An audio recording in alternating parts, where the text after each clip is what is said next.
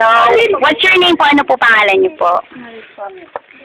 So, ilan po yung anak niyo po? Po? Lakasan niyo po ate ko. Magdadalawa na po. So, ito po ilang taon na po si baby? 5 years old. Anong pangalan baby? Kimberly. So, ito pong message niyo po. Girl or boy? Girl. Ilan taon na po kayo? 30.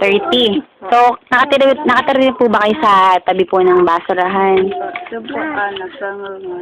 Sa bangon. Ate, gabangon po kayo. Ano po yung ginagawa niyo dito, ate? Okay. So, nag-aaral na po yun si baby.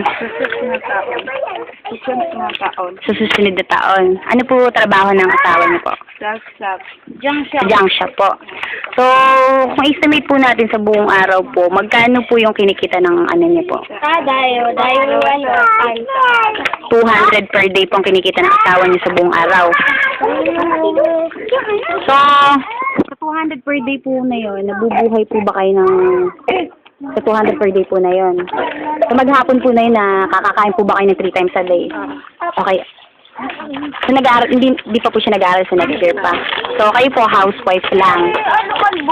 So, kayo po, ano po yung dream niyo para sa pamilya niyo? buhay mga anak ko. Buhay anak ko. Ako sumasagot. Sige, lakas ng ate, huwag ka mahiya. Ano dream mo para sa mga anak mo, ate? Buhay ko lang sila. Gusto ko na ako. Buhay ko lang.